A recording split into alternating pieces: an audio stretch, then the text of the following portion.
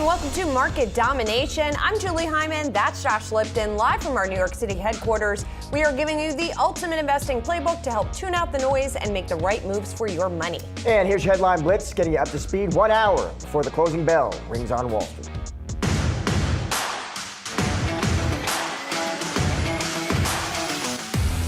The task before us will not be easy, but I will bring every ounce of energy, spirit, and fight that I have in my soul to the job that you've entrusted to me. President Donald Trump has been elected 47th President of the United States. We're seeing some pretty wild market moves. And I do think some of it is predicated on the fact that perhaps the market's thinking that maybe we have a little bit of a split here, because markets do tend to prefer splits in the long run rather than one party holding all the levers of power. We have a new star. A star is born, Elon. I think it's too early to be seeing how much this really is going to affect Tesla in the short term or the long term. But obviously, having Musk as of now in Trump's favor, can't hurt Tesla, and that's why the stock's rallying. We got 1 hour to go until the market close, so let's take a look at the big moves that we continue to see across the markets here today. Now, as it stands, of course, we know President-elect Trump now has re-won the presidency. We know that the Republicans have taken the Senate. We do not yet know where the House will be. So will we indeed get that split government that we just heard Steve Sosnick referring to, or will it be more of a sweep? We still don't know. It looks like, as he says, markets tend to view divided government as a good thing. Maybe that's what's being priced in. Difficult to say today, but we are seeing the Dow rally big time, more than 1,400 points higher, 3.4%. The S&P 500 up 2.4%, and the Nasdaq up 2.9%. And Josh, we're seeing the ripple effect across other types of asset classes also. It's a big party going on right now. I mean, one question is whether, this is kind of just a brief moment in time, kind of pop the cork, or is this actually the beginning of something that's going to prove to be more sustainable? We've got some smart strategists on the show to talk through that. I mean, I think a couple of things. One is you have certainty finally, right? I mean, after months of just endlessly chewing on this uncertainty. And that was a big concern going into this. Would this be undecided for days? Delayed, right? Weeks, some people were putting it right. So you have certainty, and then it seems like investors right now are thinking, you know what? They have a resilient economy, decent earnings growth, and throw in the prospect now, tax cuts, deregulation, and you can see the kind of moves. Right.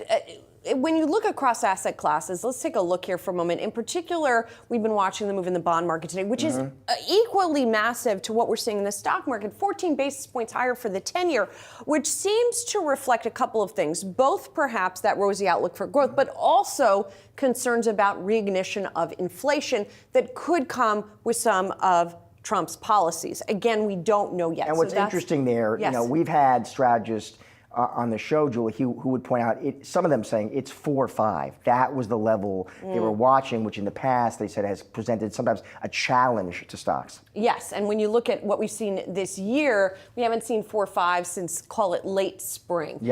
Getting back to what we're seeing here today, the dollar is another place where we're seeing that move higher, sort of reflecting some of the same dynamics that we're seeing in the bond market. Gold lower, by the way. Gold lower as well, and commodities generally lower as we see that dollar strength. Bitcoin just a monster move higher as Trump is seen as more positive for that space. But oil, gold, indeed lower. Quick mention of what we're seeing within the sector action here today, because that is also really interesting. Real estate with yields up, taking a big hit. We're going to dig into that later. Financials up big, energy up big. Both of them being seen as groups to potentially benefit from President Trump's policies.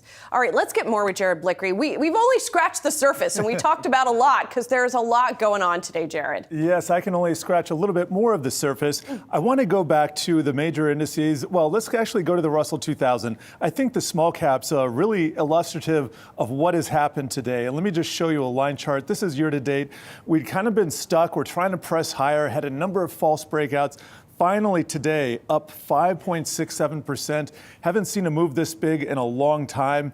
And you take a look at what the VIX is doing as well. A lot of fear was priced into the market. That uncertainty has been priced out. This is a year-to-date chart. That big spike here is yen-mageddon. But let me just show you a 2-month chart.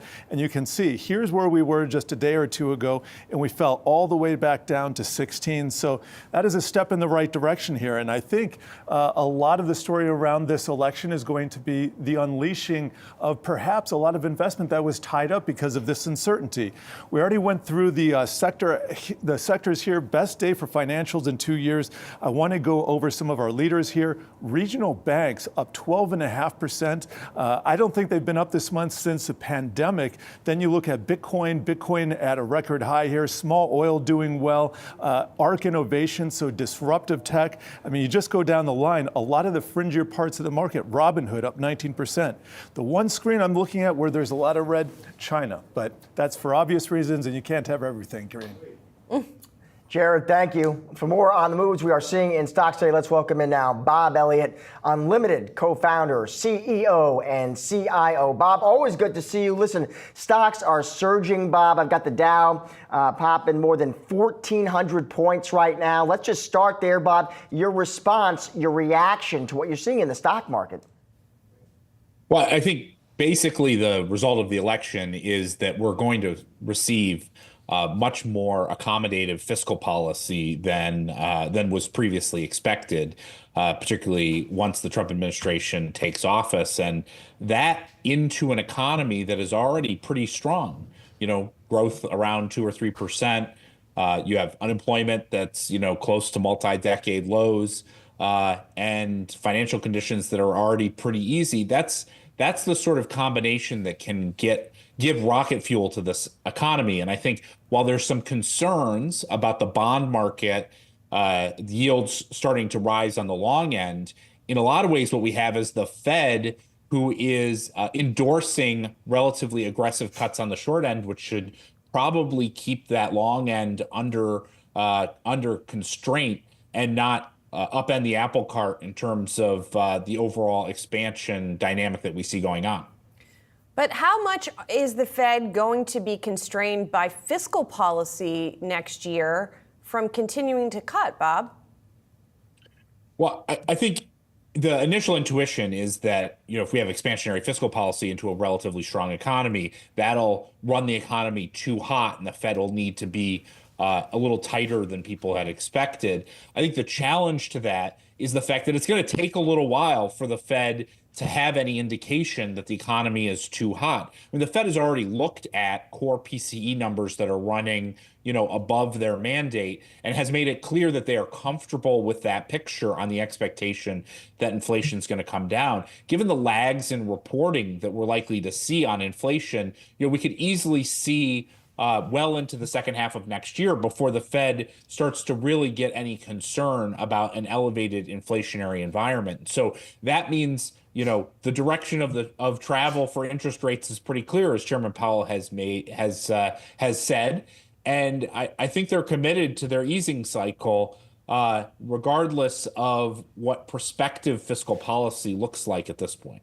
What do you make of the action we saw on gold today, Bob? I'm just curious. Came under some pressure. Is that positioning? Is that strong dollar? What do you make of it?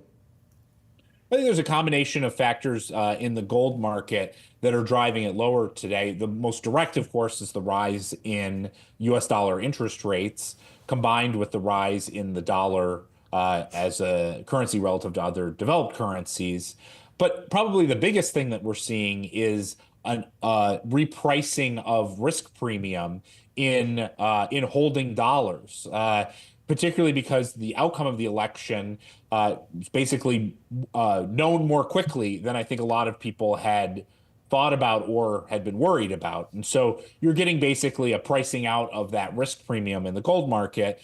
The broader story of relatively easy fiscal and monetary policy in the context of a strong economy generally should favor gold over time. It's just this short-term risk repricing that we're seeing driving the market today.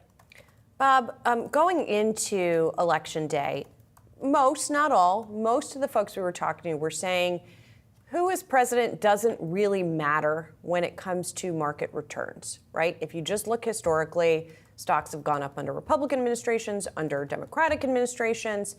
Then we get to election day, the Republican wins, and stocks go up. I mean, is it just that am I being too reductive there? Or, is there any kind of takeaway from that? Well, I think part of the story of why often you don't see the president themselves being a big driver of asset returns is because they are typically constrained to some degree from pursuing their policies because of Congress being controlled by say the other party, and that split government usually limits the impact of the Bob, if I executive. I just want to interrupt you there because we don't know yet if we have a split government, right? We don't know the outcome of all the House races. If we find out in the coming days, what would happen in either scenario? In other words, if it turns out to have been a Republican sweep, what will stocks do? If it turns out that the Dems have held on to the House, then what happens in that scenario? Yeah, I think if you look at a lot of the traded markets, the expectation in the market is that we have a Republican sweep, and now it's just about counting the votes to get there. And so probably, and that seems most likely, but in the event that doesn't pan out, that would probably temper some of the moves that we're seeing today. Bob, great to see you. Thanks a lot for joining us.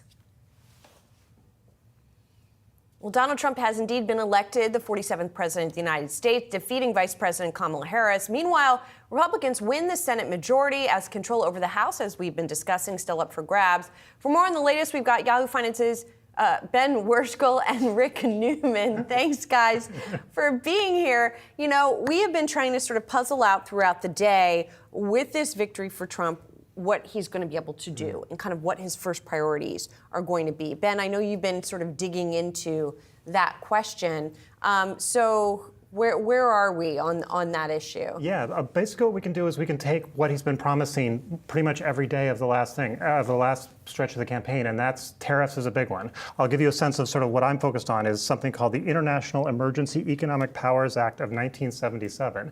And I give you that example because these are the sort of things that the Trump team has been looking at as to sort of how they're going to implement their tariffs. So this is going to be very different from what it was in 2016, if you believe how they're approaching it, both the levels and how they're going to do it. So they're going to move really aggressively in that. And then the other big one is taxes, and that all depends on Congress, as we've been discussing, for sure. And something else Trump can do, there are two other things Trump can do through executive action without Congress. Deporting the migrants, I mean, that's basically executive policy. I think we should take him at his word that he's going to try to do that because he was vociferous about that. And that seems like one of the messages that really resonated with voters. And then deregulation. So all of these, well, they're, so I'm a little bit perplexed the markets are reacting as strongly as they are today because once Trump starts with those tariffs, markets are not going to be going up on Trump tariffs. They're going to be going down, and it's going to be a replay, perhaps an amplified replay of what we saw in 2018 when he was going through one round after another with China, and when it sounded like the tariffs were going to be more than expected, the market would tank, and then there'd be, it's not going to be 15%, it's going to be 7.5%, and there'd be a little relief rally. Markets were manic in 2018 because of that trade war. So what do you every think, reason to think that's going to come back. What do you think is going on there, Rick? Do you think some investors are just thinking, well, I have a solid economy, I've got strong earnings growth, I'll throw in some tax cuts and deregulation, and maybe that'll offset these tariffs that might come, maybe? I mean, overstated enthusiasm could be part of it. I mean, for one thing, there's a relief rally that it's over, and at least we kind of know what's going to happen.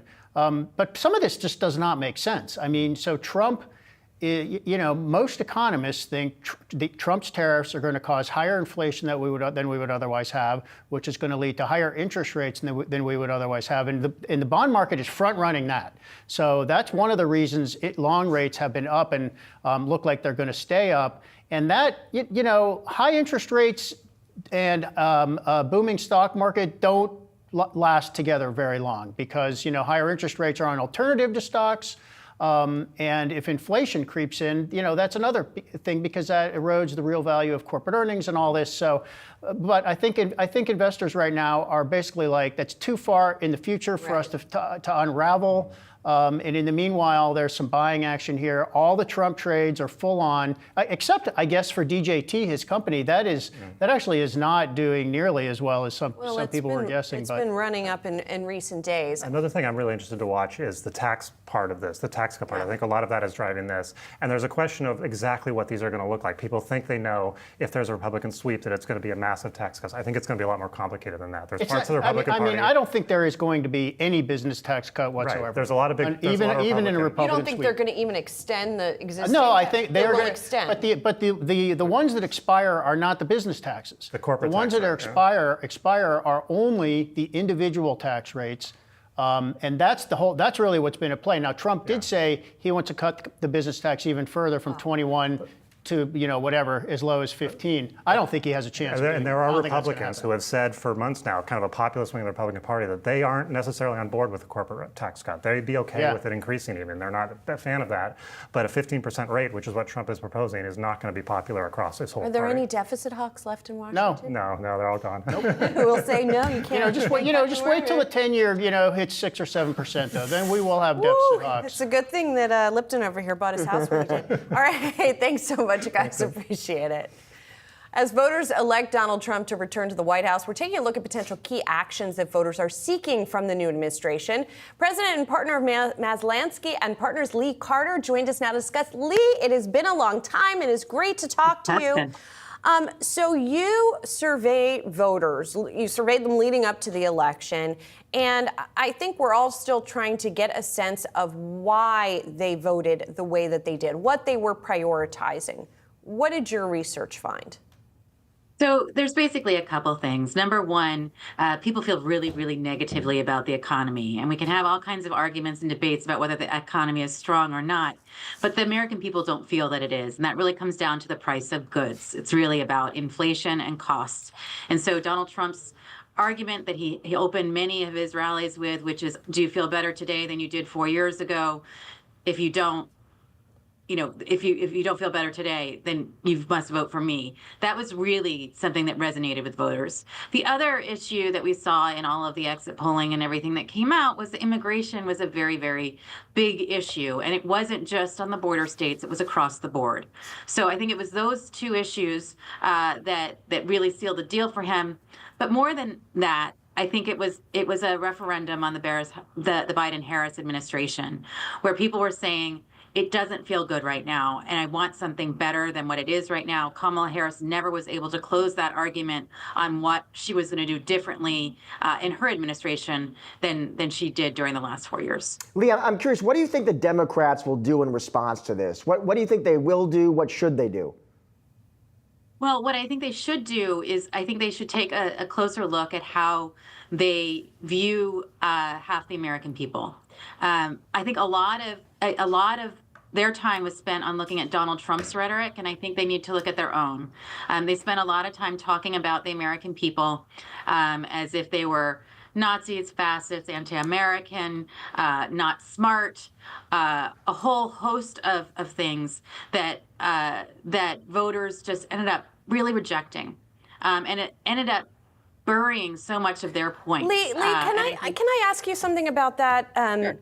There was some of that, and I know President Biden's garbage comment got a lot of pickup, but the stuff on the Trump side was far more vitriolic about the leadership, far more profane, far more nasty in many, many cases.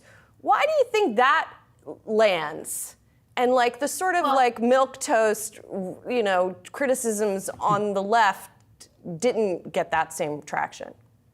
I think there's two reasons. One is part of Trump's appeal is also one of his Achilles heels, which is he is a bully, and he uses a lot of rhetoric that's extreme. And that is part of the bad side of Donald Trump. The flip side of that is a lot of people think that he doesn't care. He's going to go in and he's going to blow things up, and they're tired of the way things are, and so that's part of who he is. And I think that's one reason why he gets away with it. The second reason is he often targets Democrats not as a whole voting base, but rather as,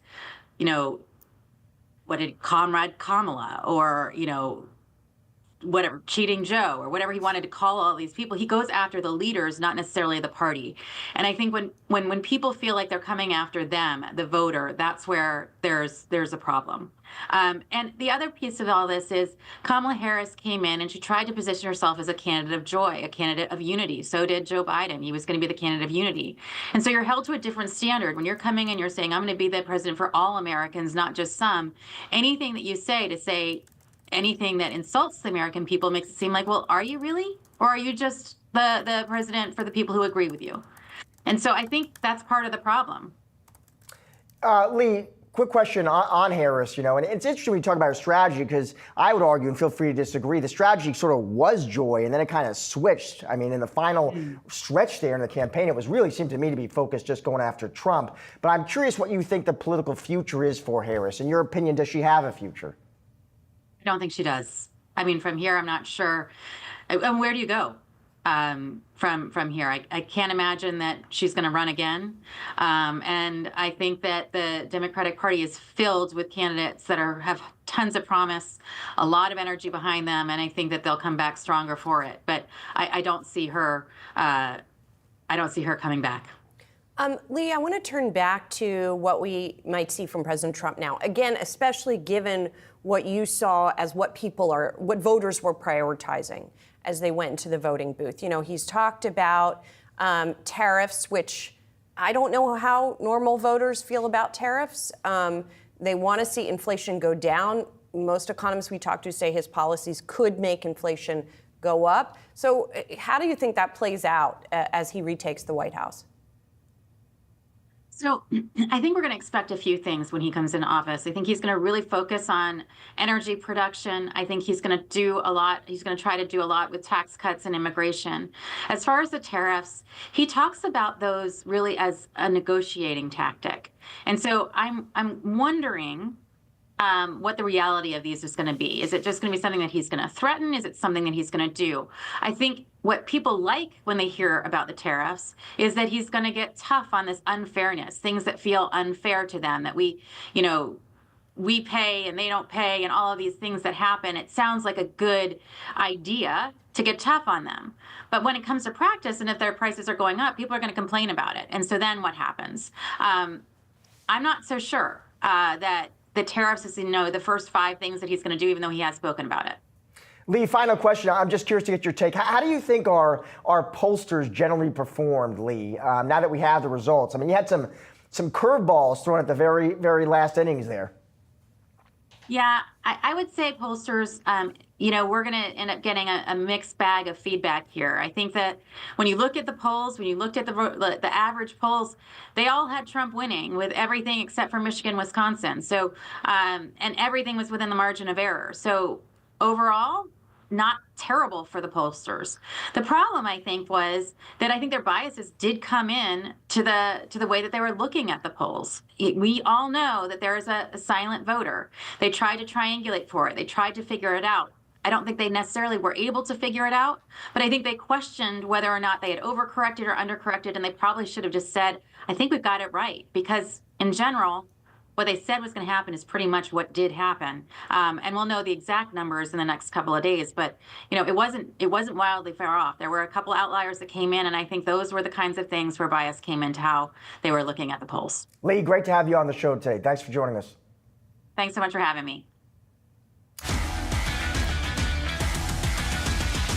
Now time to check in on one of today's top trending tickers. You can scan the QR code below to check out the best and worst performing stocks of the session on Yahoo Finance's trending tickers page. We're going to start here with shares of CVS. They're jumping today on the back of their latest earnings report. So this one was interesting, Jewel.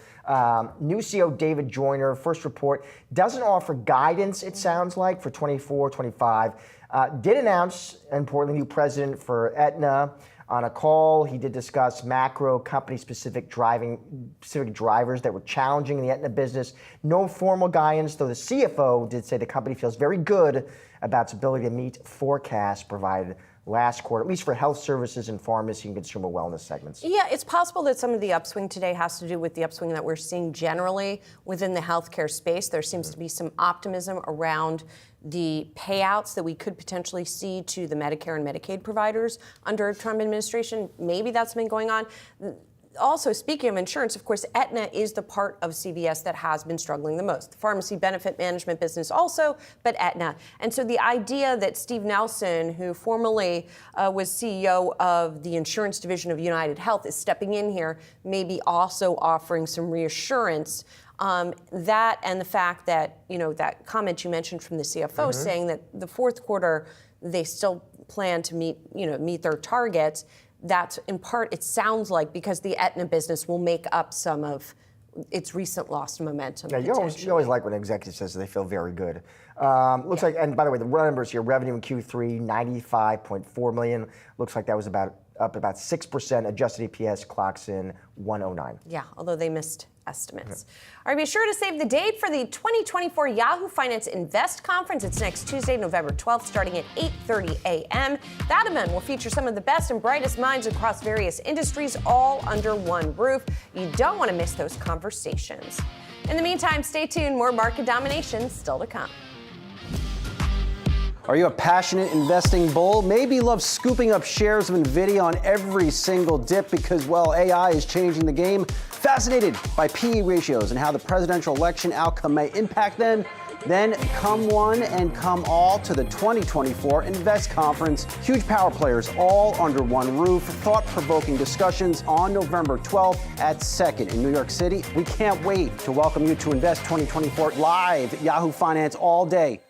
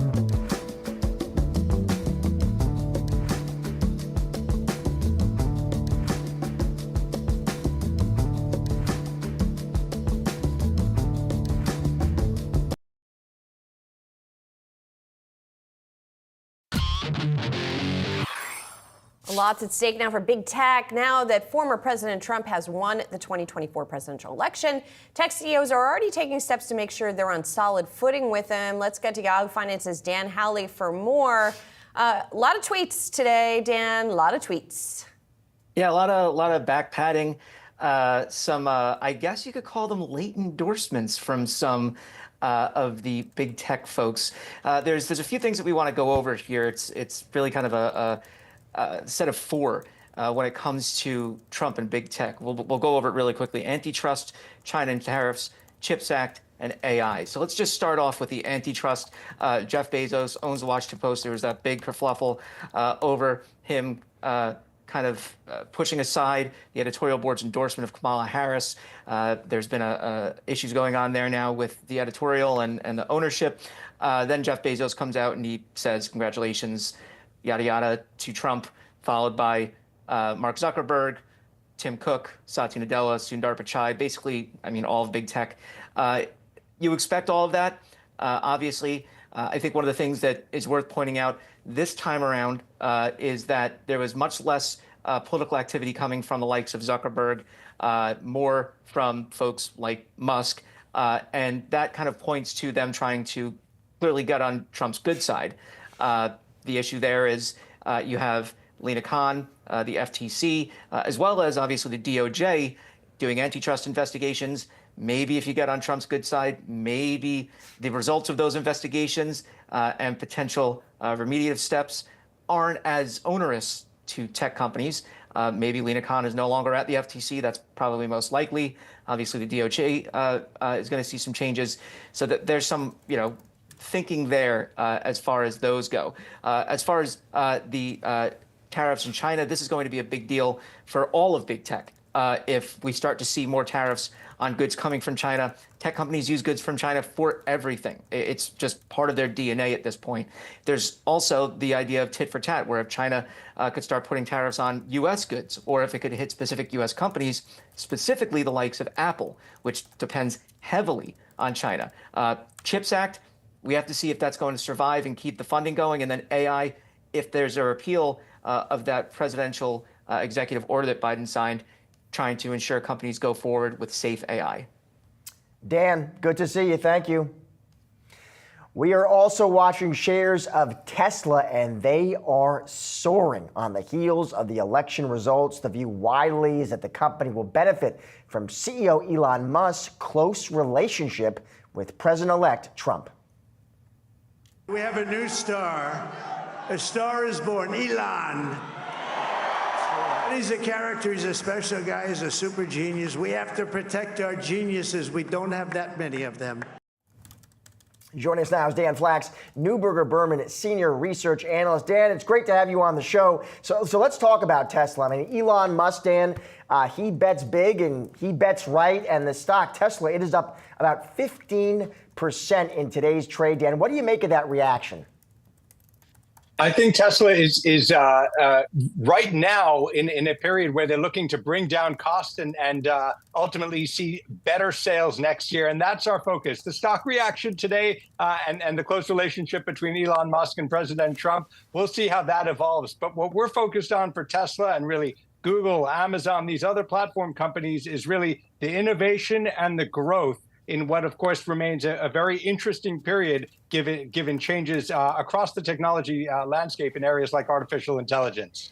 Dan, understood your point, obviously, about growth and focusing on the underlying business, but you kind of can't ignore sometimes, right, that this is the guy who's leading the company, who's leading a number of companies, who poured $130 million into this campaign and obviously expects something out of that in some form, whether it's the direction for the company or something for him or his companies personally.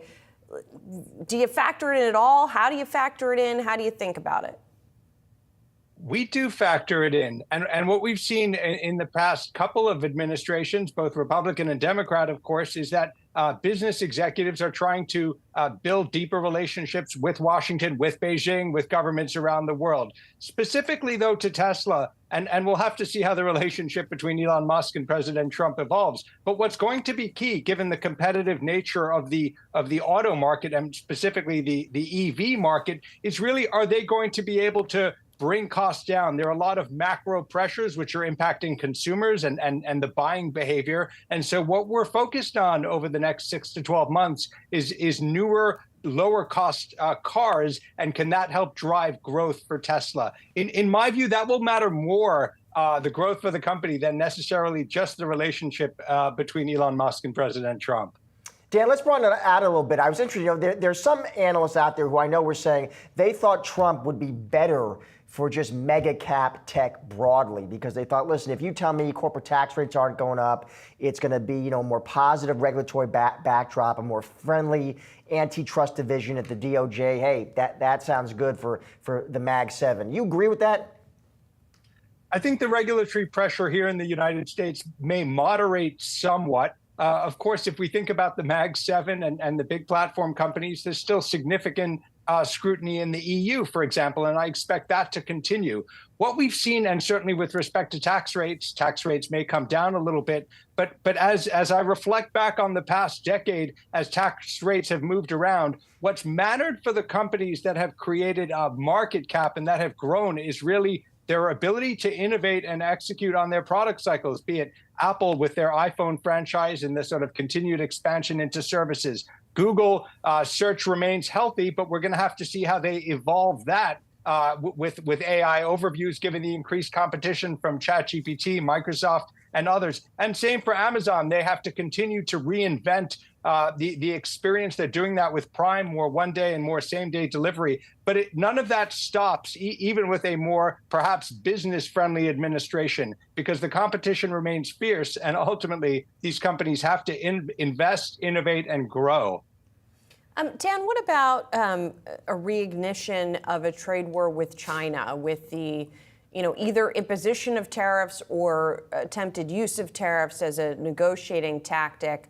And I guess that would be most relevant for something like the semiconductor industry. Are you sort of looking ahead to those potential repercussions as well? We've been focused on the impact of tariffs for several years now, and as we think about the back half of the decade, that will remain a factor. I think were tariffs to go up, that could have a little bit of impact on profitability. Stepping back, though, the new administration, I expect, will want American companies to be successful globally, and they'll, of course, be mindful of what China could do to sort of thwart American companies and other multinationals. And so I think it's a balance. I think most of the big companies, that hardware and semiconductors, they've been navigating tariffs and trade friction for many, many years. And so you've seen them expand operations in other parts of the world, certainly here in the United States. India has become more important. And so I expect those trends to continue. In terms of the specific impact on margins, could that raise cost and then companies raise price to offset a little bit of it? The answer is that certainly could happen. But what's going to matter, I think, most for the companies is, will they develop the new chips, the new platforms, like in the case of NVIDIA, that really help to catalyze growth and empower others to be successful and ultimately navigate the twists and turns in the geopolitical landscape, but most importantly in the technology landscape. Dan, good to see you on a big day. Thank you for joining us. Thank you. And coming up, the election is not the only thing on investors' minds this week. On the other side, we're breaking down what to expect from the Fed this week as they continue their fight against inflation. Stick around, much more market domination still to come.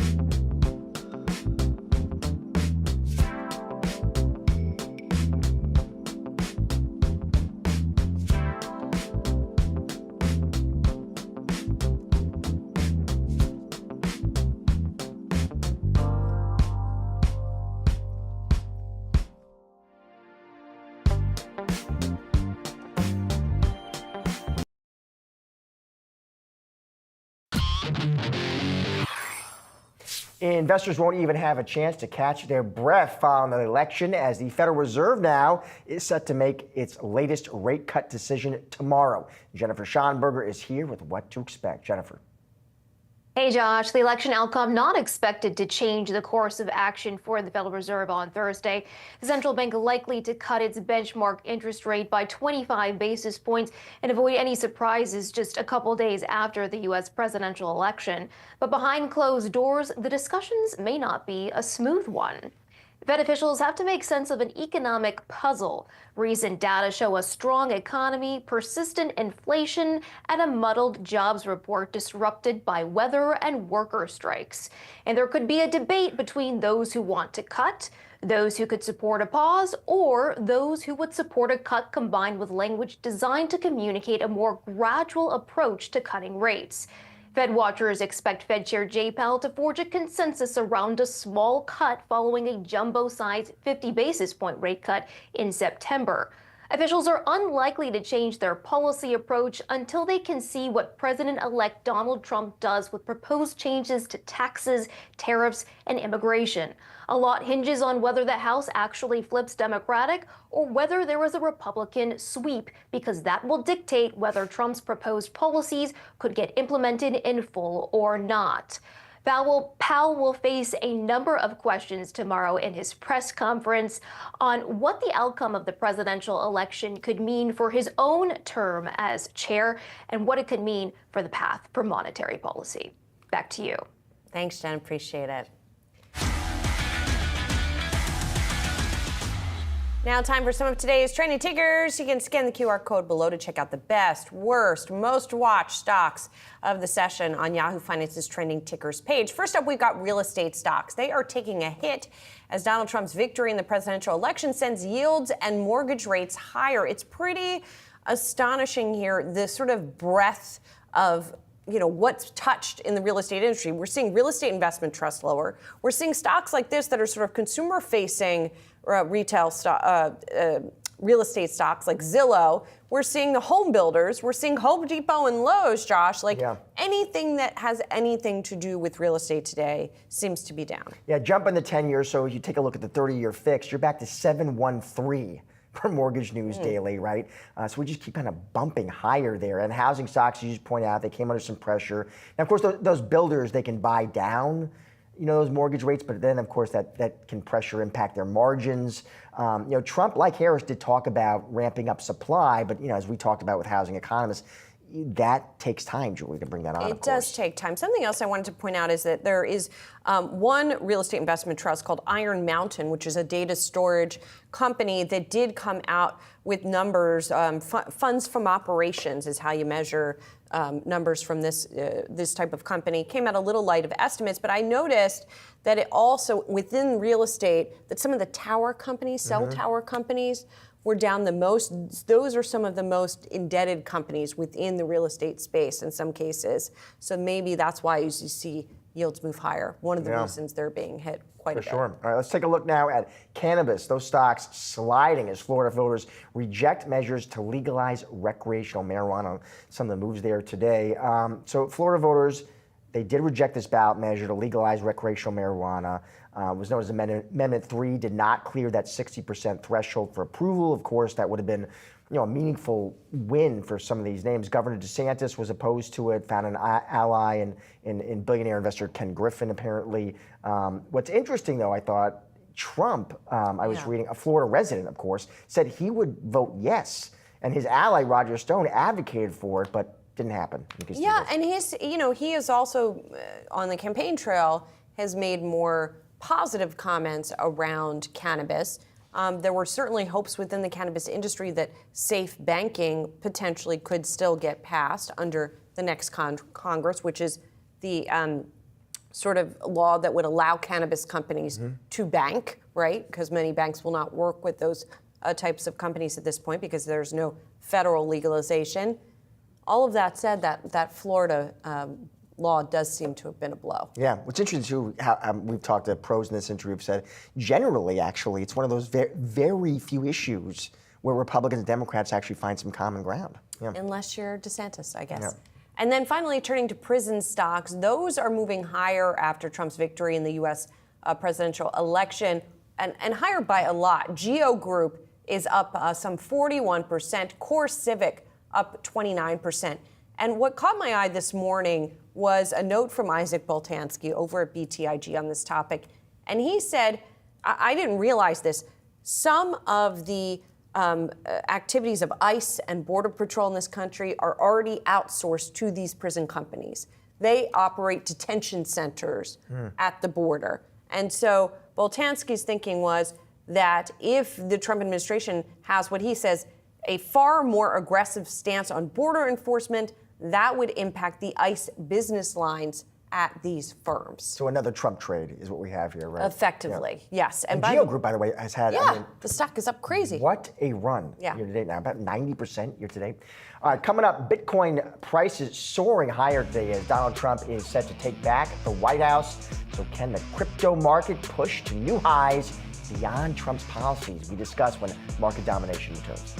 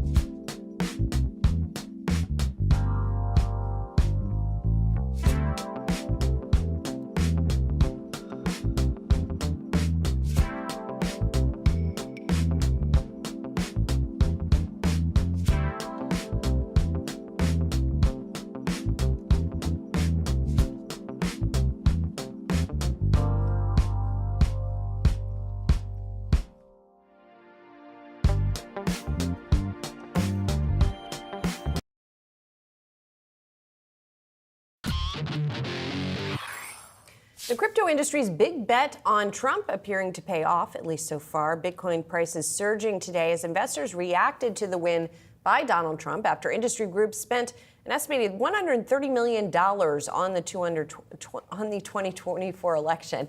It's been a long day, folks. Joining us now is Faryar Shirzad, Coinbase Chief Policy Officer. Sorry about that, Faryar. Good to see you. Thanks for joining us.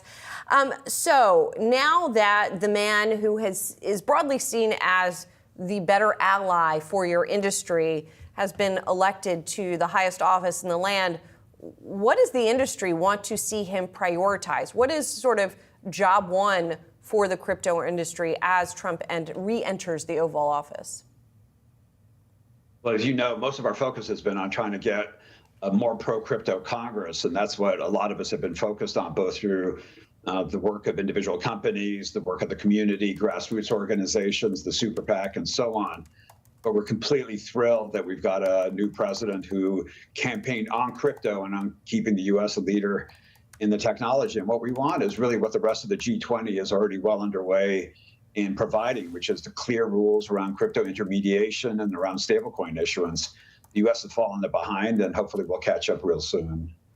How should we think about crypto? You know, it was a political issue in this campaign. Both candidates addressed it. How should we think about crypto going forward as a true kind of political force in this country? Yeah, I mean, it's funny. You know, I've been in the fight for 4 years now, and we realized about a year and a half ago that there was just a small group of politicians who were demagoguing the issue and were trying to politicize it. And the only way we were going to take the politics out of crypto was to create our own political operation. And so that's why we at Coinbase and a number of others got together, started a almost 2 million person grassroots organization, and then the largest single issue super PAC I think ever created.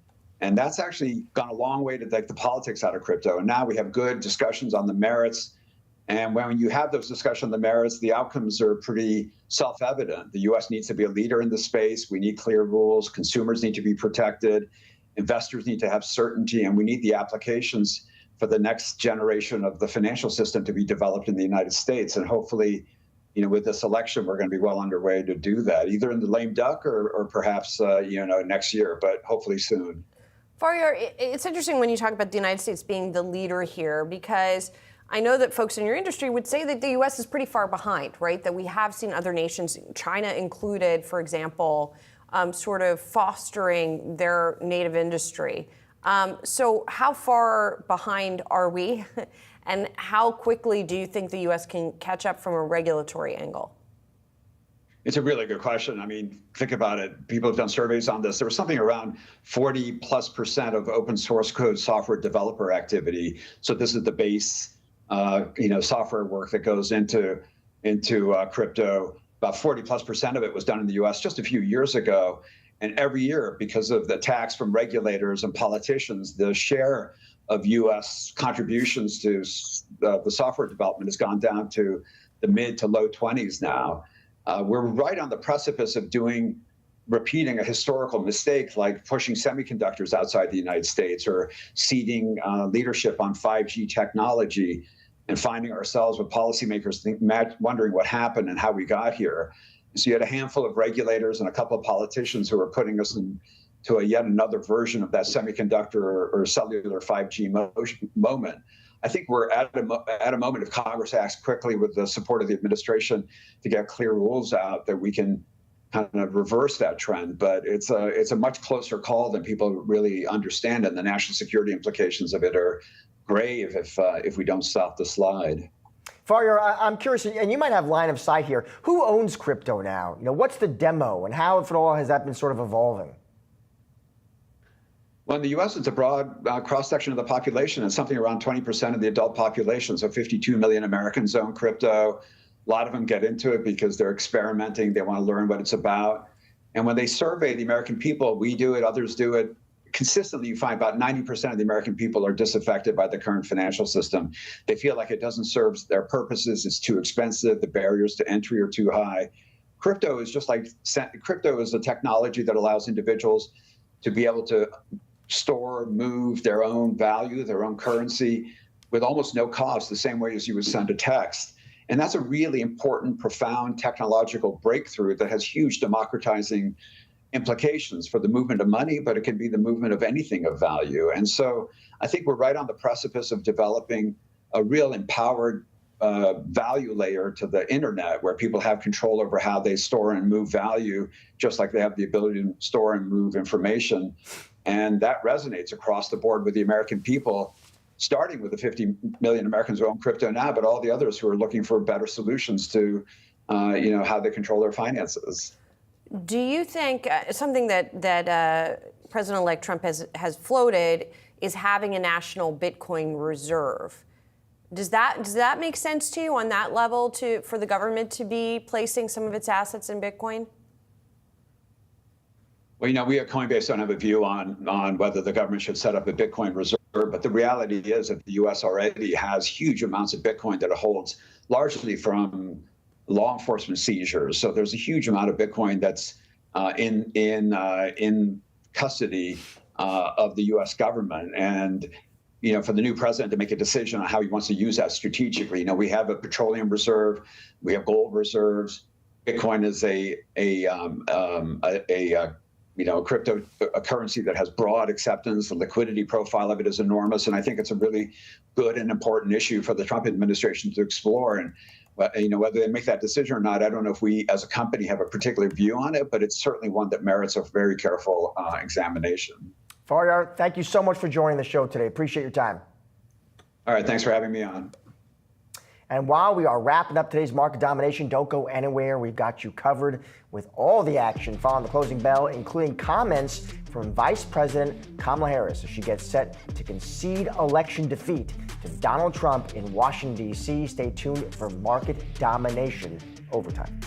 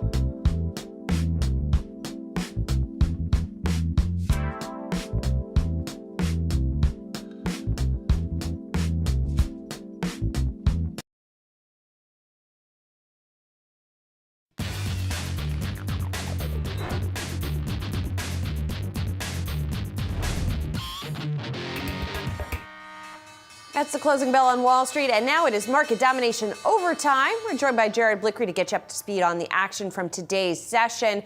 Let's see where the major averages ended the day on this day in which we saw broad and dramatic reaction to the news that Donald Trump had been elected to a second term, with a break in between to the presidency. Even though there were market participants who expected this outcome, you could see the betting markets certainly expected it as well. You still see this dramatic reaction. In part, people have been telling us today because the resolution happened perhaps more quickly than some investors were expecting. So all of that pushing stocks higher here, broad optimism for perhaps some kind of additional corporate tax cuts, perhaps in the next year, depending also on the composition of Congress, since we don't know about the outcome of the House races in full yet. The Dow finishing today 1,500 points higher, up 3.5%, seeing more records as well for the major averages. The S&P 500 up 2.5% on the day, and the Nasdaq Composite up by nearly 3%. You also saw other big increases.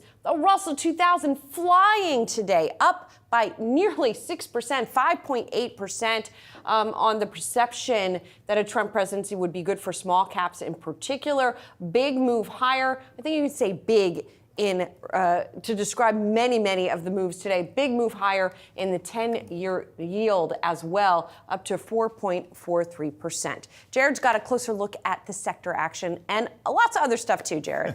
Thank you, Julie. Lots of uncertainty taken off the table here today. Let me just go back to the VIX, which I was showing earlier in the show. That dropped from about 20 to about 16, and that's a pretty big move. Just shows you some of the doubts, the uncertainty that was built into the market that has now been removed, and we're seeing a risk-on movement that is commensurate with that.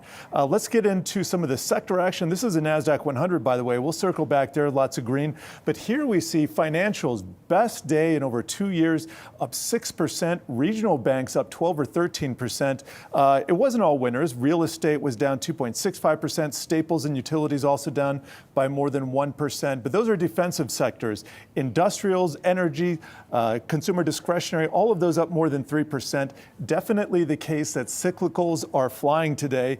And let's go back to that Nasdaq 100. We see Apple and Meta slightly in the red, but for the most part, we're seeing resounding wins by not only the big caps, the mega caps, but also some of the smaller issues in the Nasdaq 100. NVIDIA up to another record high, up 4%. By the way, forgot to mention that in the sector action, we have 3 record highs: industrial, communication services, and the financials. And now I'm going to go to the Dow, where we have a number of records as well. Those would be Goldman Sachs, JP Morgan, and let me just find some of these. Goldman Sachs up 13% today. Here's the year-to-date chart, up 54%. Look at that today's action right there. Goldman Sachs, JP Morgan, Visa, Caterpillar, American Express, and Amazon all hit records today. So I'm going to send it back to you, a day of a lot of broad-based action. Thank you, Jared. All right, broad-based action, that's one way to put it. I think, we've been talking to strategists, Julie, and I think broadly a couple themes came out. Certainty, right? After months of just kind of chewing on the uncertainty, we have certainty. And then as we were talking, in addition to our colleague Rick Newman, Ben Werschel, about other factors at play, you already had a solid economy, you've got a solid earnings season now. Maybe investors are thinking you throw in some potential tax cuts and deregulation. Although we still don't know what any of that is going to look like. You know what we do know? What Qualcomm earnings are. Let's get to it. All right, Qualcomm, let's get those numbers first. So Q4 EPS 269, that's versus an estimate 256, so that is a beat. Q4 revenue 10.24 billion, Street was at 9.91 billion, so also a beat. Let's spin ahead, importantly. Q1 adjusted EPS 285, Street was at 305. For Q1 revenue, they're looking for 10.5 to 11.3 billion. Street was closer to 10.54 billion, and you can see the reaction. They were popping about 10% in the after hours. Yeah, and a couple other things to mention there. That the buyback here, $15 billion worth. Wow. That's definitely not hurting matters here. So a $15 billion stock repurchase authorization on the part of Qualcomm, sending those shares higher. If you break down the company's business, so phone-related sales, its licensing business, chip licensing business, still the biggest part of its business. That business up 12% to $6.1 billion, slightly ahead of analyst estimates. Automotive chips up 68%. That's been a big growth area for them, although it's still a relatively small part of the business at $899 million. That was ahead of estimates. And then Internet of Things chips, connected devices, about $1.68 billion. That too was ahead of estimates. So the two smaller but growth areas of the business those performing better than estimates. Yeah, a couple of big themes on the call you're going to be listening for is one, when executives talk about the smartphone market, what does the handset market actually look like in the quarters ahead? That'll be interesting. How well positioned does Qualcomm think it is to keep leveraging this mega AI trend? This ARM litigation will for sure come up. What happens there? I think you have plenty of analysts who think it will end here with some type of kind of eventual settlement. And also, of course, reports we got, Julie, that Qualcomm could be kicking the tires on Intel. Is that brought up, and if so, do they provide any color and commentary? Right. The reporting was sort of that they would wait until after the election. We're after the election, so maybe the clock is ticking on that. We'll find out what's going to happen on that front. A quick reminder, too, for Qualcomm investors from Cristiano Amon, who's the CEO of Qualcomm. They've got an investor day on November 19th. So he said, we will provide an update on our growth and diversification initiatives at that investor day, November 19th. All right, mark your calendar. Yeah. Moving on, a record day on Wall Street as markets celebrate Donald Trump's re-election. And joining us now is Will McGough, Director of Investments at Prime Capital Investment Advisors. Always good to see you, sir. Thanks for having me. So let's talk, huge reaction, right, today on the street to the Trump win. When you think about that, is it a brief moment in time, or no, maybe actually we're seeing the start of something that's going to be more sustainable? Right, so what you're seeing today is pent-up optimism for future growth. If you think about inflation, it's eaten away. GDP's been good. Everybody will say the economy's been doing well, but on a real basis, we're not doing anything. So we're looking for future nominal productivity growth, which helps us get away from the debt crisis. Okay, where's that coming from? Well, so inflation's come down. The rate markets has figured it out. They've sniffed it out. You've got two camps out there, really. You got the bears, which think that the economy is soft, unemployment, the data looks bad, looking backwards.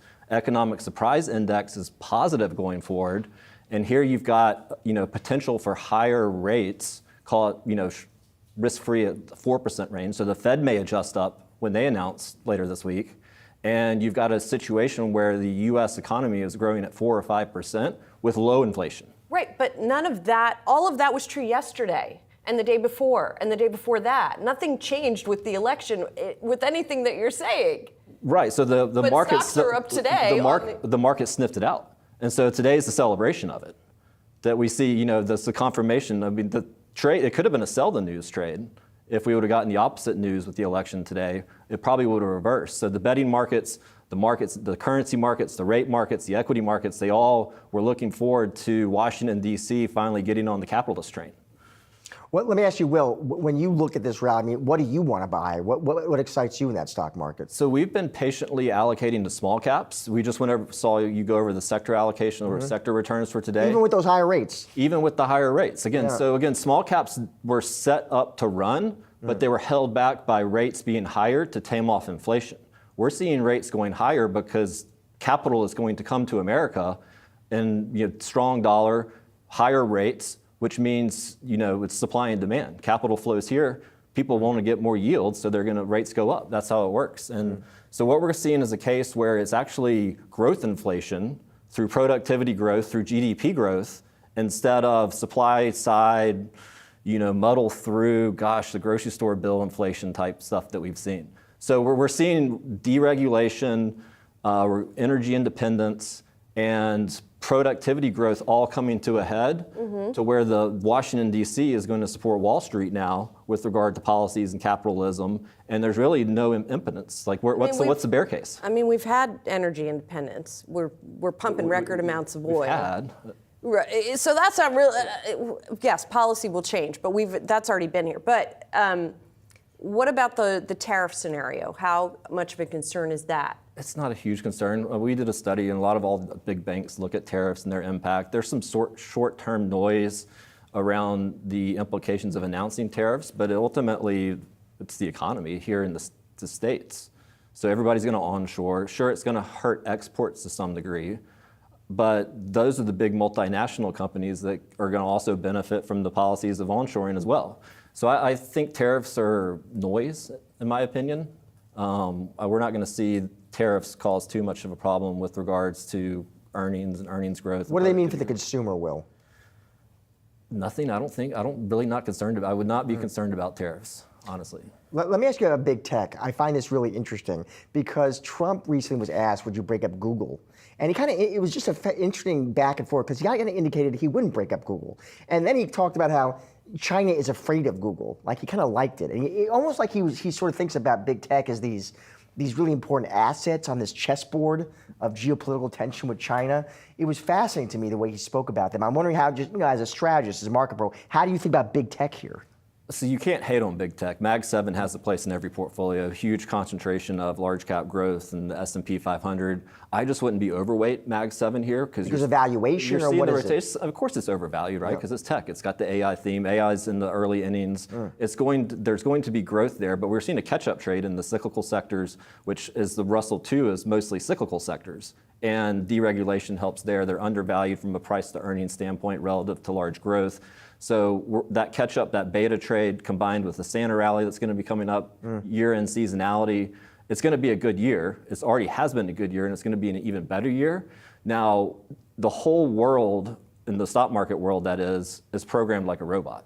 Quants are everywhere. So every computer in the world is keyed in on the 2016 to 2017 moves. So you have to follow those trends. Think about it. Like all these computers are like out there analyzing data and following it. The same thing happened again. That's how trends form. You got to follow the money. So that blueprint is out there. Just do we have the moves that we had in 2016 to 2017? Probably not. It'll start to fade at some point. But we know what's going to happen. We've seen it before. So that's what I would be following. So going back to rates for a second, so would you then be short treasuries, for example, if you think that rates are going to continue to move higher? I think rates are perfectly valued right now. I think the move is probably a little overdone, and they are spooking some folks, rightfully so. And so I like being a full boat of duration here in fixed income portfolios where it's prudent to have duration, because I think the risk is getting a little asymmetric to where we start to see rates come back down a little bit, especially, Powell's got all the cards right here. His forward guidance at their meeting this week is going to be which direction rates are going to go in the intermediate term future. Right. All right, thanks, Will. Awesome, Good to thanks see for you. having me. Appreciate it. Well, we are awaiting comments from Vice President Kamala Harris after Donald Trump pulled off another stunning general election win.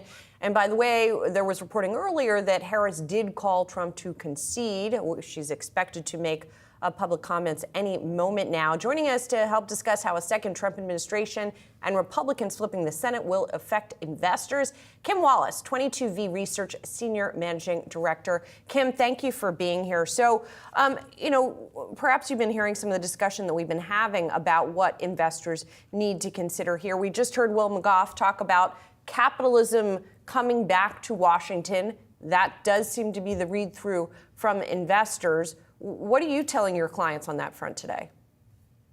Well, that thing certainly makes sense in the aftermath of the re-election of Donald Trump.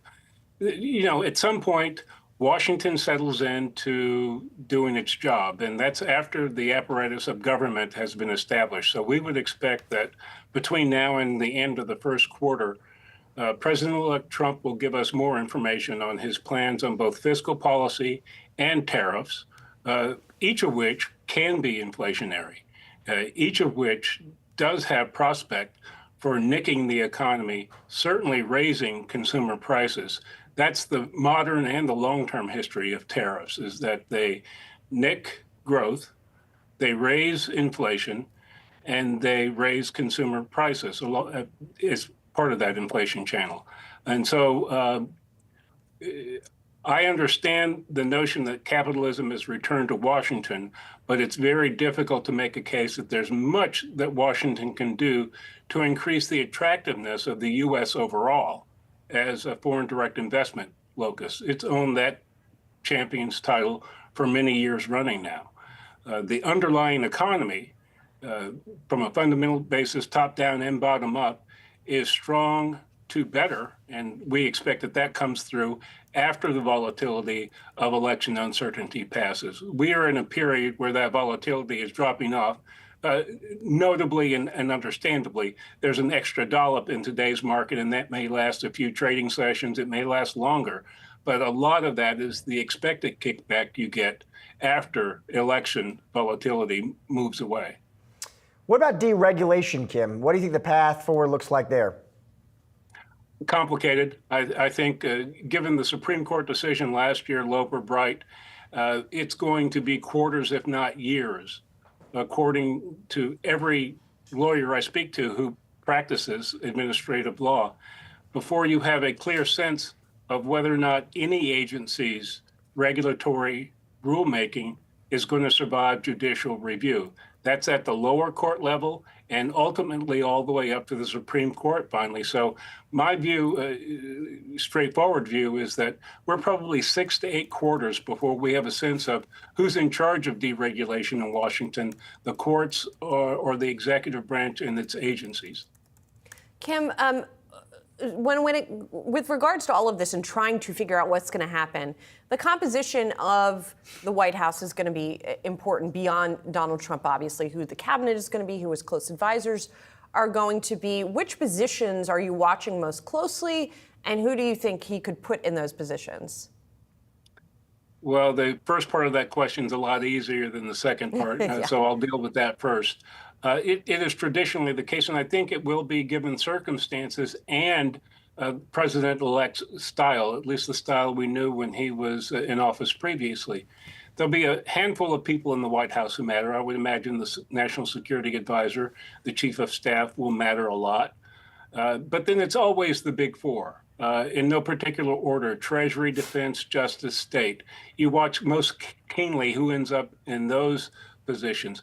If you're focused on international economic policy, obviously that's Treasury and State, and some commerce, obviously, especially when it comes to export controls. In terms of President-elect Trump and the Justice Department, there will be upheaval there. And so investors will be interested in that, but also in the tone of competition policy going forward. My guess is that if the underlying economy stays as strong as it is now for the foreseeable future, and in policy that's 2 quarters, your crystal ball really gives out after that, there's a signal to practitioners of M&A that the door is open again. The last 3 years consecutively, there have been fewer deals brought and fewer deals consummated because of the change in competition policy when Biden came to office. That will reverse itself hard, I think, once inauguration comes and the Department of Justice settles in its key leadership. Kim, let's talk about the Federal Reserve for a moment. Of course, we're going to get an interest rate decision tomorrow, likely a 1/4 point cut. But there's something to be said about the interplay between that and politics now as well, with President-elect Trump on the campaign trail talking about, the independence of the Fed, raising questions about that. Some of his advisors sort of raising the idea of a shadow Fed chair, for example. What do you make of all of that, and what should investors make of it? I'll do this one reverse. I don't think investors should try to make too much of it right now. The facts are what they are, and that is that the Board of Governors is going to be a majority of Biden appointees until some of those people decide to step away, the chair or the other 4 governors that he appointed. In terms of policymaking, I think Governor Waller was fairly straightforward 5-6 weeks ago in talking about presidents have a point of view, but they don't have a vote on the Open Market Committee. He was a little more forceful than that, but that's the message you get.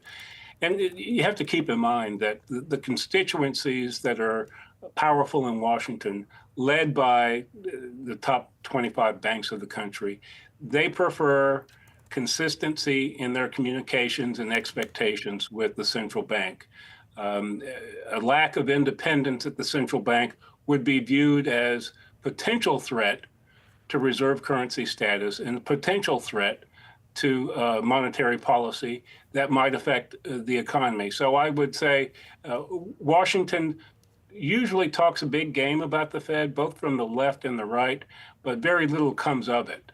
This going back to even Dodd-Frank back in 2010, when there was a lot of talk from the left of changing the way the Fed operated. There's structural, institutional pushback against denting the independence of the Fed. Kim, thank you so much for your perspective. Appreciate it. We will indeed see if any of that comes to fruition this time around. Thank you. We're getting earnings from ARM Holdings here, down by 3.3% after the chip designer came out with a forecast for revenue short of analyst estimates here, seeing third quarter revenue of $920 million to $970 million. Analysts have been looking for a little bit higher than the midpoint of that at about $951 million. As you can see, the last quarter, second quarter numbers did beat estimates here. And I should say that the company's earnings per share forecast for the current quarter, the midpoint of that meets what analysts have been looking for. ARM saying profit's going to be 32 to 36 cents a share. Analysts had been looking for 34 cents a share here. Remember, this company came public last year. We have seen the stock go up quite a bit. Remember, the discussion around that time, Josh, was around how ARM was going to capitalize on the AI wave, but wasn't quite yet capitalizing on it yet. Since then, we have gotten some earnings news from them that has shown progress in that direction, but perhaps this earnings report will put a little bit of a pause button on that. Yeah, to your point, Joy, I mean, this one had enjoyed just an amazing move. I mean, heading into this report, it was up about 90% this year, which is why at least some analysts who cover the name I know were a bit hesitant because of no surprise valuation. This has been, a way that some folks see to play that mega AI theme, a play of recovery in handsets. One question mark, ARM, we know, is canceling a license that allowed Qualcomm to use its IP to design chips, and that will for sure come up on the call. Yeah, most definitely. All right, we're going to keep an eye on that, and we're going to be discussing that and Qualcomm in just a few moments. All right, sure will. Stick around. We're still waiting to hear from VP Kamala Harris. More market domination over time coming up.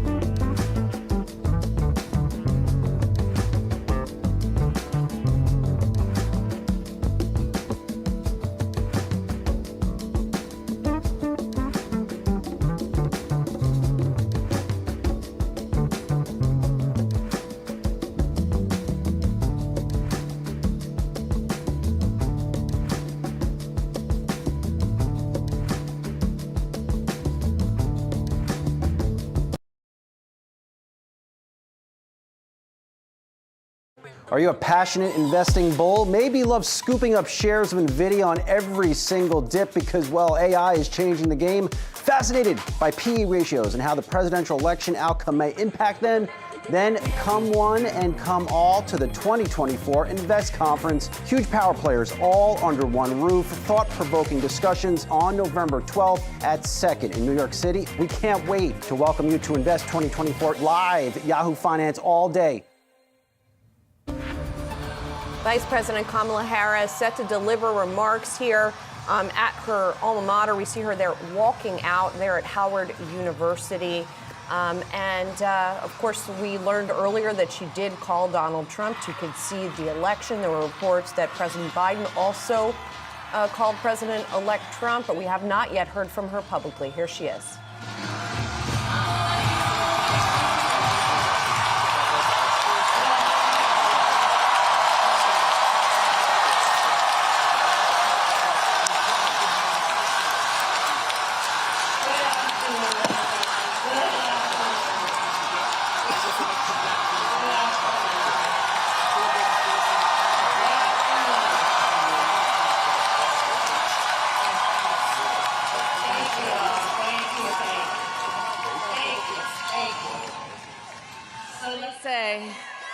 And I love you back. And I love you back. So let me say, my heart is full today. My heart is full today, full of gratitude for the trust you have placed in me, full of love for our country, and full of resolve. The outcome of this election is not what we wanted, not what we fought for, not what we voted for, but hear me when I say, the light of America's promise will always burn bright. As long as we never give up, and as long as we keep fighting.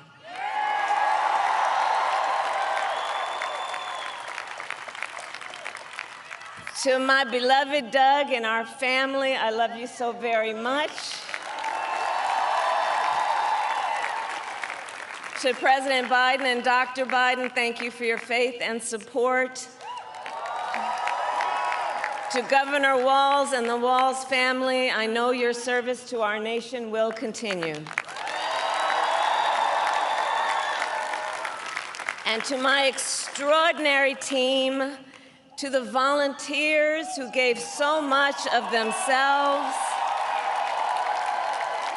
to the poll workers and the local election officials, I thank you all. Look, I am so proud of the race we ran, and the way we ran it, Over the 107 days of this campaign, we have been intentional about building community and building coalitions, bringing people together from every walk of life and background, united by love of country with enthusiasm and joy in our fight for America's future. And we did it with the knowledge that we all have so much more in common than what separates us. Now, I know folks are feeling and experiencing a range of emotions right now. I get it. But we accept the results of this election. Earlier today, I spoke with President-elect Trump and congratulated him on his victory. I also told him that we will help him and his team with their transition, and that we will engage in a peaceful transfer of power.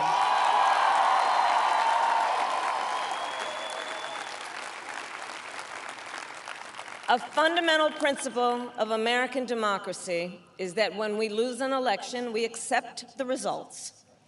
That principle, as much as any other, distinguishes democracy from monarchy or tyranny, and anyone who seeks the public trust must honor it. At the same time, in our nation, we owe loyalty not to a president or a party, but to the Constitution of the United States. We've been listening to Vice President Kamala Harris addressing her supporters as she concedes the election to Donald Trump, speaking there at Howard University. That is the first time we've heard from the vice president since the election was called, Josh. All right, moving on. Qualcomm shares rising after topping Wall Street expectations of the top and bottom lines. Company also announcing a new $15 billion stock repurchase authorization. Meanwhile, chip designer ARM Holdings delivers a beat on the top and bottom lines. Mizuho America's desk-based analyst Jordan Klein joins us now with more on the chip space. Jordan, great to see you. Let's start with Qualcomm, Jordan, because they report, at least initially, investors clearly like what they see. This stock is surging 8% in the after hours here. But what did you make of the report, Jordan? Give us your reaction. Well, thanks for having me. I thought this was a really solid report. I think the expectations had come down. There had been a couple reports from peers in the smartphone semi-wireless sector that were not great, and you had Apple give a guide that was also subpar. And this was a very good quarter all around. I mean, they beat in some areas that were outside of mobile, particularly in automotive and Internet of Things, and the guidance was really good. So I think people are breathing a sigh of relief and looking at this one, maybe picking up shares on what looks like a discounted valuation versus its peer group. And Jordan, obviously NVIDIA doesn't report for a bit, but how are you thinking about the semiconductors given what we are hearing from Qualcomm? Is there sort of any read-through? Well, we'll see what they have to say on the call in terms of read-through. I mean, excuse me, it's a little hard to get a good, accurate read-through for the broader semi sector because they're so centered around handsets and smartphones. That's by far their biggest end market. And most investors know that that market is not really growing much, right? It's a replacement market. We're still waiting for the growth opportunity from things like Internet of Things for them, as well as AI on the device. So if people start to upgrade their smartphones for AI capabilities, that could start next year. But I don't necessarily think we'll get a lot of new real revelations from them. But I definitely think it's a big company. It's going to matter psychologically. In terms of AI, Jordan, I am curious. I mean, AI-enabled smartphones, how much of a lift do you think that can give that market, that sector? Well, that's the million-dollar question that a lot of people are debating and asking. I think for the most part, I'll tell you what the investor consensus view is that going into this iPhone cycle, or even for other Android smartphone companies, they're not expecting much of a wave of demand or replacement from AI on the device. I think they feel like the soonest that you start to see real capabilities that consumers would want to go out and upgrade their current existing phones would be the next iPhone come the fall of 2025. The other thing you might ask or hear from Qualcomm is AI on the PC. I mean, they're selling their ARM-based mobile processor to PC manufacturers who are trying to get consumers to upgrade their PCs to AI-enabled PCs. But again, that has been sort of muted so far. And Jordan, while we have you, I want to ask you about the political implications for semiconductors as well, since we just had the outcome of the election. There are already some export controls that the Biden administration is putting in place that could affect the chip industry. And then you have, in addition to that, as much as maybe 60% tariffs put on imports from China. How is that all going to play out for the chip industry in particular? Well, it's one of those uncertainties that now investors are having to grapple with. I think that the export restrictions against companies, particularly companies that sell chip production equipment into China, that's pretty well understood and factored into some of those stocks, just given it's been talked about and discussed from the Department of Commerce. I think the bigger question will be global trade and demand and economic growth. Will that be impacted by U.S. tariffs that then those foreign countries, could respond and retaliate with tariffs of their own? And I think that's one of the reasons you should expect increased volatility in semiconductors between now and at least when Trump is inaugurated, because you're not going to really know, is this a reality or is this a threat? And I think that's going to just create uneasiness outside of just the core AI trade. Those stocks like NVIDIA and probably Broadcom, they're going to win probably no matter what happens with any tariffs. Would you expect, Jordan, now with this new administration to see a friendlier antitrust backdrop of the DOJ? And if so, you think that means tech investors can expect a pickup in M&A? That's a great question. I think that will be the expectation, particularly on deals that are not super large, high-profile deals. A lot of these big companies have avoided any deal over a certain size and scale because they just didn't want the headache and the uncertainty of getting it approved. But if there are changes coming at the FTC and Department of Justice, I definitely think that would open up the M&A market big time come next year. And I think software and semis are ripe for M&A for sure. The only question mark would be foreign governments, particularly China. In the semi space, most of these deals would require China's approval, and that's a big question mark. Right. That is a great point, Jordan, because while the regulatory environment here might be getting more friendly, this isn't the only place it needs to be. Thanks so much for joining us. Appreciate it. I want to get to some more earnings here. Lyft numbers coming out, and the shares are flying after the latest numbers, up 20%. This is as the company reports record number of trips booked on its platform here. In the third quarter, it saw rides of 216.7 million. That's above estimates. Gross bookings in the fourth quarter are going to be 4.28 billion to 4.35 billion. It looks like that is ahead of estimates. Even the low end of that is ahead of what analysts had been predicting. And that fourth quarter EBITDA will be $100 million to $105 million. That, too, is ahead of estimates. EBITDA in the third quarter, by the way, also beat at $107.3 million, dollars versus the about $94 million estimate. It's interesting. I mean, you heading into this report, if you pull back the chart year to date, you compare these two of Lyft and Uber. I mean, Lyft was actually down year to date, around 4 or 5%. Uber was actually up about 20%. Of course, Lyft's rideshare offering, it's estimated like 30% market share. But at least right now, initially after hours, that stock is ripping higher. Yeah, that gross bookings number, by the way, in the third quarter, 16% higher year over year. Revenue up 32%. All right.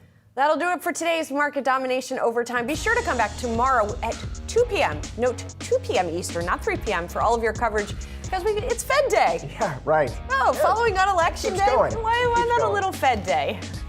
All right. But don't go anywhere on the other side of the break. It's Asking for a Trend. I've got you covered for the next half hour with the latest and greatest market-moving stories so you can get ahead of the themes affecting your money. Stay tuned.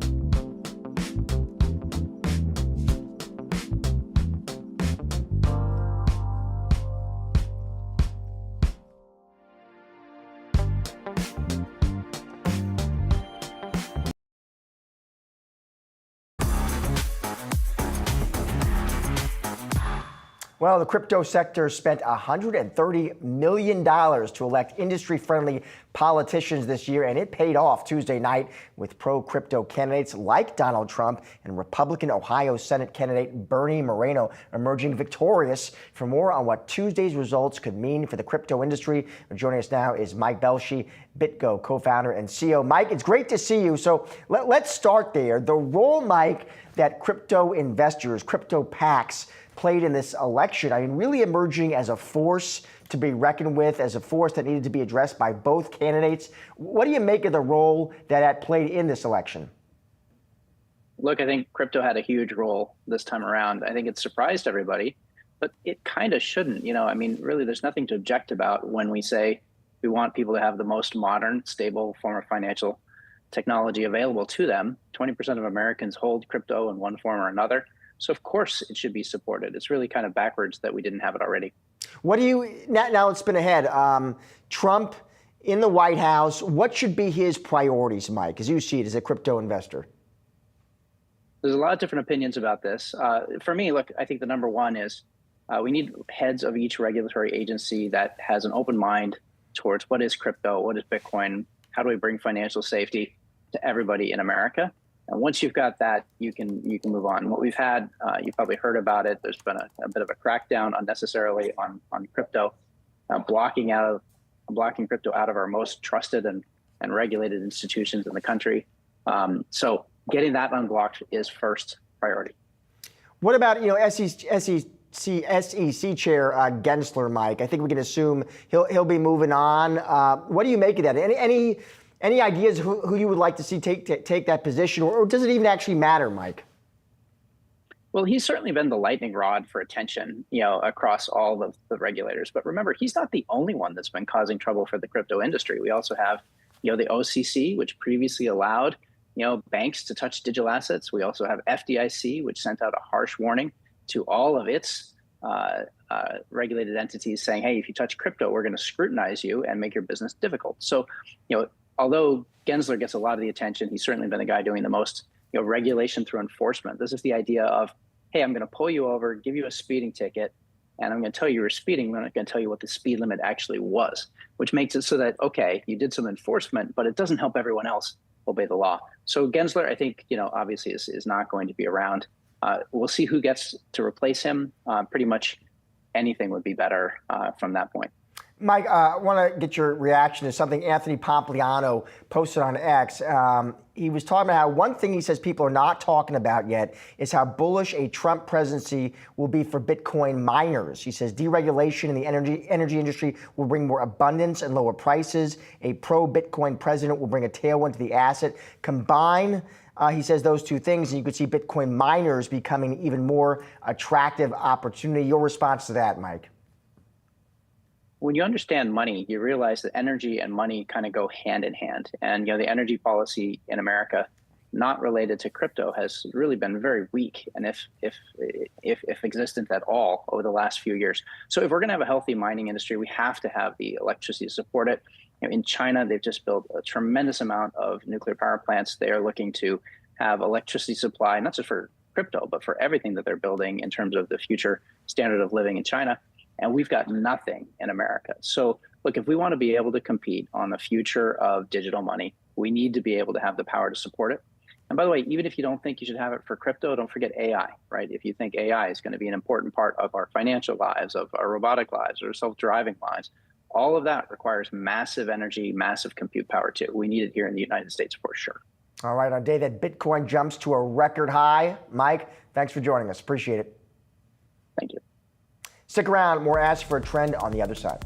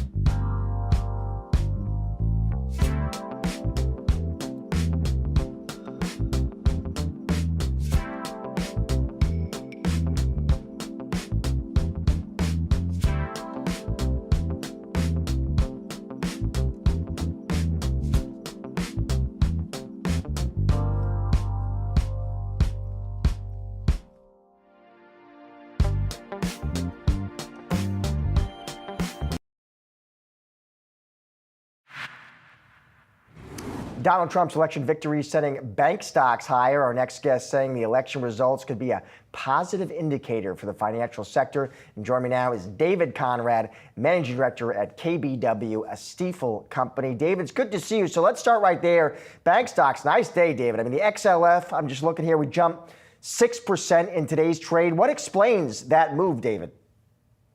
Yeah, I think if you look at exactly the banks too, the BKX was up, over 10%, and then the smaller banks were up almost 13%. I think there's three main factors, all kind of surrounding deregulation to some extent. I think allowing probably more mergers to happen is a big part of this. So deals happening and the closing happening more quickly is part of it. The other part is probably lower capital constraints. That's especially true for the bigger GSIB banks, as Basel III endgame probably will continue to be watered down if it even occurs at all. And then I think lastly, you look at some of the pressures from the CFPB on consumer fees. That will obviously, change management with the Trump administration. So I think those are the big factors. The other factor would be, a little bit of the concern of the inflationary ramifications of the Trump administration potentially. And so people were looking for more asset sensitive names for kind of a higher for longer. And those were really the true outperformance that we saw today. Do you think, Dave, too, there's just some element of uncertainty being taken off the table here? Yeah, that's certainly part of it. I think when you look at today versus maybe 2016, I think, arguably there might be a little bit less legs. I don't know if we'll get quite the tax cut benefit that we had back then, but I think certainty there, and just really, again, knowing that capital is probably going to be light and load, as well as some of the regulatory pressures. That certainty, I think, was a big relief. What about a steeper yield curve, David? How does that play into it? I think that's a little bit of a mixed blessing here. I think what we would have preferred, and may still happen, is the curve getting steeper more from the short end going down. I think if we get a steeper curve with less rate cuts, but yet just the 5-year and 10-year going up more, that could put a little bit of strain both on asset quality with the consumer, as well as on capital with the mark-to-market. Let's get some picks too, David, for viewers. Bank of America, it's a buy here. It's enjoyed, I'm just looking at a nice run already this year, David. But you say stick with that one.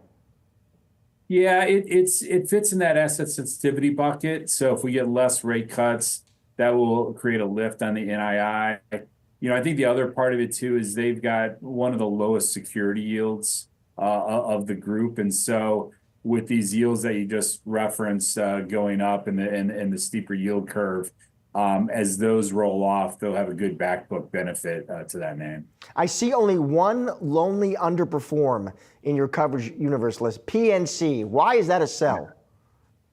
Yeah, well, we actually saw it underperform today as well. And really what we expect from that name is to do well and the stock price do well, but actually lag the group. It's a very strong company. But really when you think about a couple things is valuation is a little bit rich relative to the group. That has come in quite a bit. So it's not quite as expensive as it was. So that's a positive. And then, the CEO has talked about deal risk, perhaps looking to buy and get bigger to compete more with the $1 trillion club.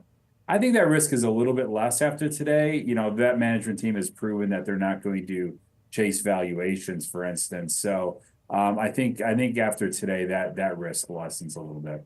And two other names I want your take on, Dave, before we have to let you go. Goldman Sachs, you like Morgan Stanley, not as enthusiastic. Walk us through your theories on both those names. Yeah, it's really a bit on valuation and some of the self-help stories with Goldman. In our view, even going into today, we felt Morgan Stanley's valuation probably incorporated a 21, 22% ROTC, which we weren't quite there yet in our model. So it seemed a little bit full. Goldman, is probably one of the purest plays for, capital markets recovery that we might see in the Trump administration.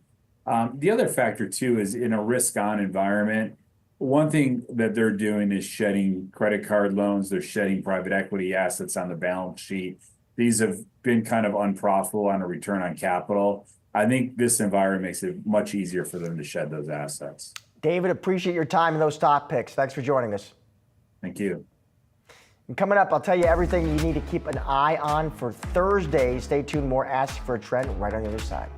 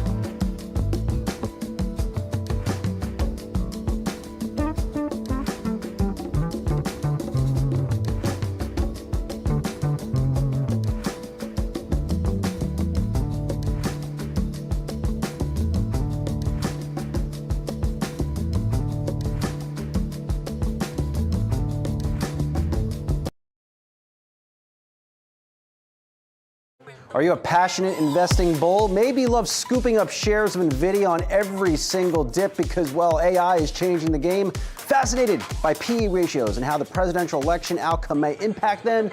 Then come one and come all to the 2024 Invest Conference. Huge power players all under one roof. Thought-provoking discussions on November 12th at 2nd in New York City. We can't wait to welcome you to Invest 2024 live at Yahoo Finance all day.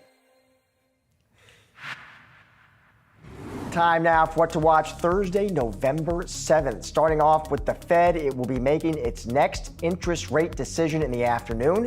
Fed Chair Jerome Powell will be holding a news conference following that decision at 2:30 p.m. Eastern. Investors will listen closely for any commentary about Trump's election victory and what that could mean for the Fed going forward. Yahoo Finance's coverage on Thursday will begin at 2 p.m. Eastern. And more earnings will be coming in throughout the day, including from Airbnb, Moderna, and DraftKings. Analysts are expecting to see strong customer retention for the sports betting app as sales benefit from recent app launches.